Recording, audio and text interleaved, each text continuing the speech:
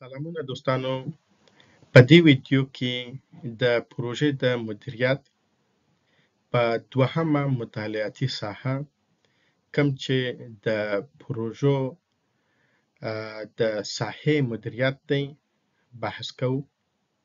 هو، د پروژې د مدیریت په مسلک کې د انسجامو د مدیریت څخه وروسته دوهمه مطالعاتي ساحه د پروژې د ساحې مدیریت یا د پروژې د حدوداتو مدیریت دی. دې ته پروجیکټ سکوپ منیجمنت وایي.